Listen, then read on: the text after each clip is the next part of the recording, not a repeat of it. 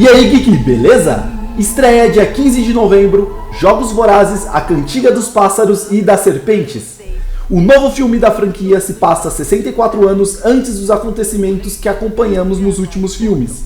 O filme aborda a origem dos personagens que conhecemos e também irá mostrar a jornada do presidente Snow. Morte nos Jogos Vorazes. O Distrito 12, Lucy Gray Bird. Como mentor, Sr. Snow, seu papel é transformar essas crianças em um espetáculo e não em sobreviventes.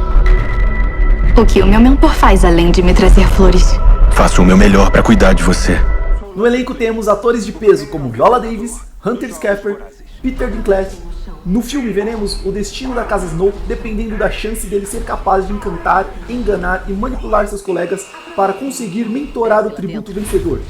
É dado a ele a tarefa humilhante de mentorar a garota do tributo 12. Os destinos dos dois estão agora interligados. Toda escolha que Snow fizer terá consequências dentro e fora do jogo. Existe uma bondade natural dentro de nós.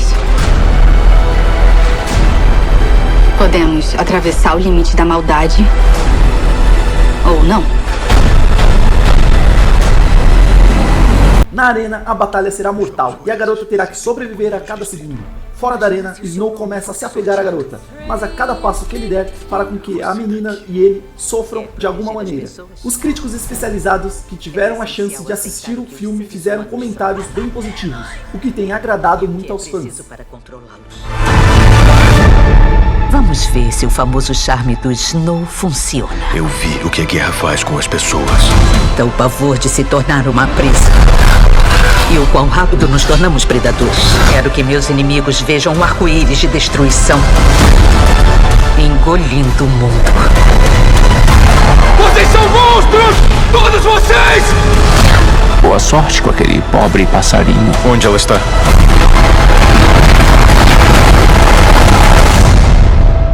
É um mistério. E os mistérios costumam deixar as pessoas loucas.